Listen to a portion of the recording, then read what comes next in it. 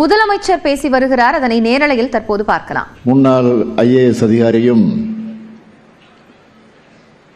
சிறப்பாக செயல்பட்டுக் கொண்டிருக்கக்கூடிய நாடாளுமன்றவாதியுமான திரு சசிகாந்த் செந்தில் அவர்களே, சட்டமன்ற உறுப்பினர்கள் திரு ராஜேந்திரன் அவர்களே, திரு கோவிந்தராஜன் அவர்களே, திரு கிருஷ்ணசாமி அவர்களே, திரு துரை சந்திரசேகர் அவர்களே, திரு சுதர்சனம் அவர்களே, திரு சந்திரன் அவர்களே, திரு கணபதி அவர்களே, துவக்கத்தில் அனைவரையும் வரவேற்று மகிழ்ந்திருக்கக்கூடிய திருவள்ளூர் மாவட்ட ஆட்சித் தலைவர் திரு பிரதாப் IAS அவர்களே, ஆவடி மாநகராட்சியுடைய மேயர் திரு உதயகுமார் அவர்களே, உள்ளாட்சி அமைப்பினுடைய பிரதிநிதிகளே, அரசு உயர் அலுவலர்களே,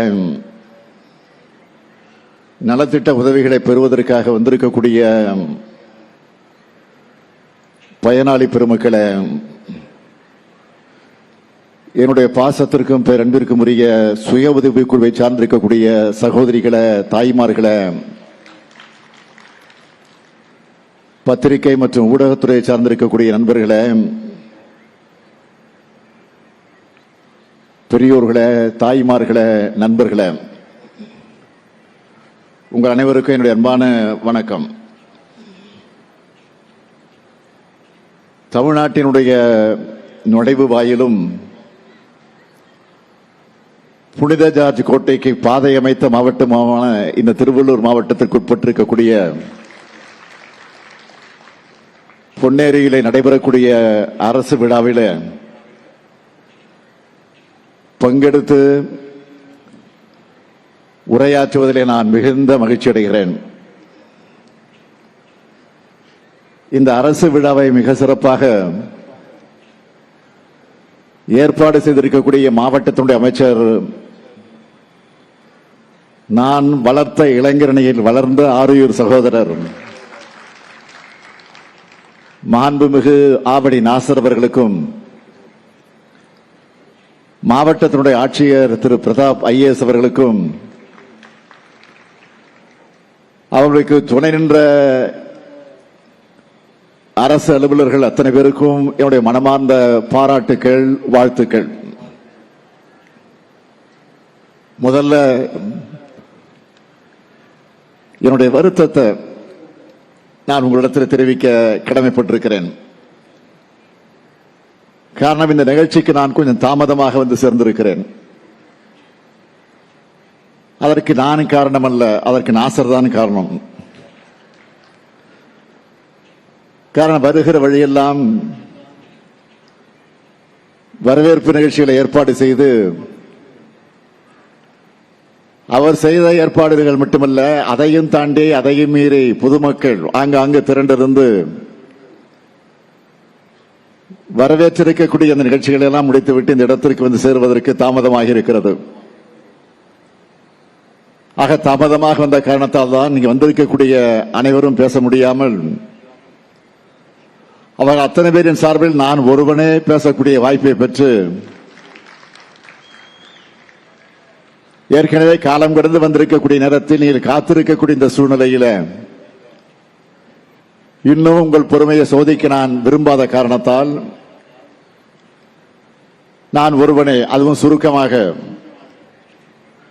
உங்களிடத்தில் உரையாற்ற கடமைப்பட்டிருக்கிறேன்.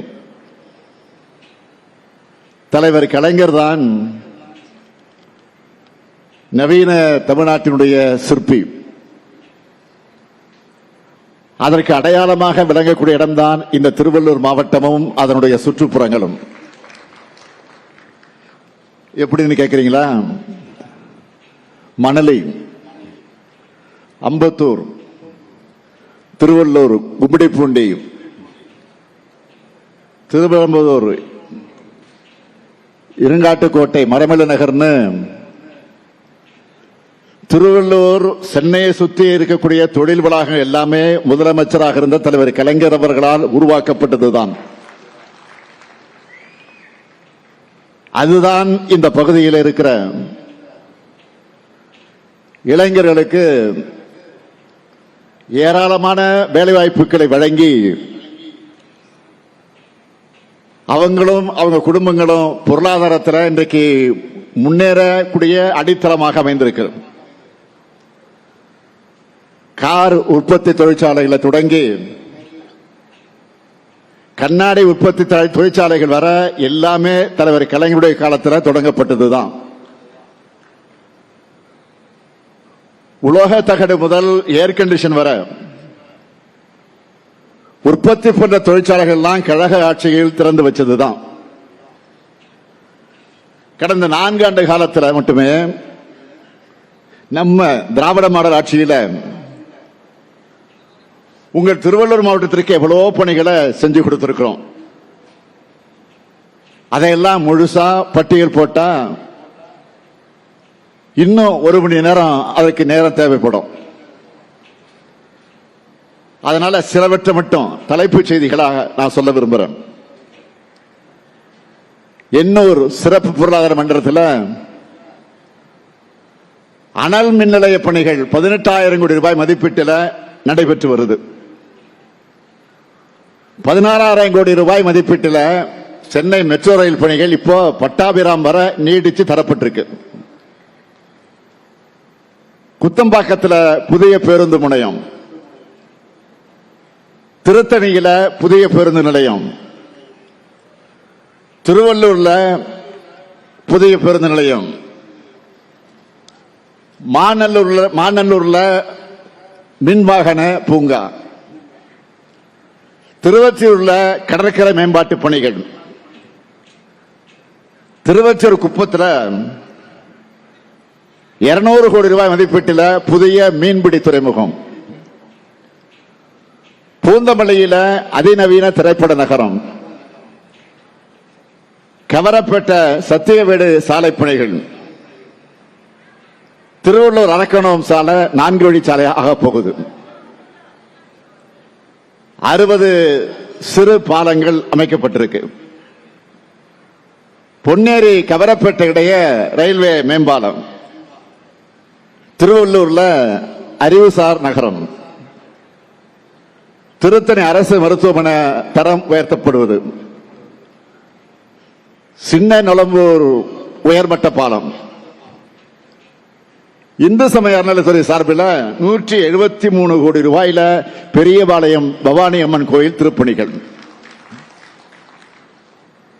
183 கோடி ரூபாயில திருத்தணி சுப்பிரமணிய சாமி கோயில் திருப்பணிகள்,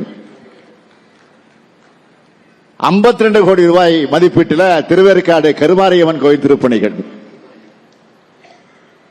18 கோடி ரூபாயில சிறுவாபுரி பாலசுப்ரமணிய சாமி கோயில் திருப்பணிகள், அம்பத்தூர்ல தொழிலாளர் தங்கும் விடுதி, திருமழிசை துணை நகர திட்டம், 78 மருத்துவ உள்கட்டமைப்பு வசதிகள், இப்படி சொல்லிக்கிட்டே போகலாம். இந்த பட்டியலை வாங்கி பார்த்தப்போ எனக்கே கொஞ்சம் மலைப்பா இருந்துச்சு.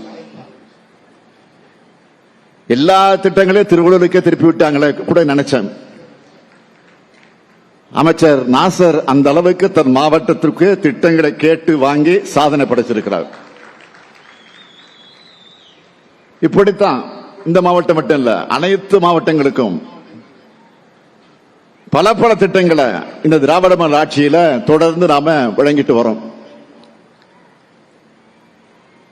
ஏற்கனவே இருந்த அதிமுகவுடைய 2 ஆட்சி காலத்தில் 10 ஆண்டு காலமாக முடங்கி கிடந்த உட்கட்டமைப்பு வளர்ச்சி பணிகள் கடந்த 4 ஆண்டுகளாகத்தான் அது சுறுசுறுப்பா நடந்துகிட்டு இருக்கு. இன்று 390 கோடி ரூபாய் மதிப்பில் திட்டங்களை நான் அடிக்கல் நாட்டியிருக்கிறேன். இன்று திறந்து வச்சிருக்கக்கூடிய திட்டங்களுடைய மொத்த மதிப்பு என்னன்னு கேட்டீங்கன்னா 418 கோடி ரூபாய். 2,02,531 பயனாளிகளுக்கு 357 கோடி ரூபாய் மதிப்பிலான நலத்திட்ட உதவிகளை வழங்குறேன். அந்த வகையில் ஒட்டுமொத்தமாக கூட்டி பார்த்தீங்கன்னா 1,166 கோடி ரூபாய் மதிப்பிலான விழாவா இது நடைபெற்று இருக்கு.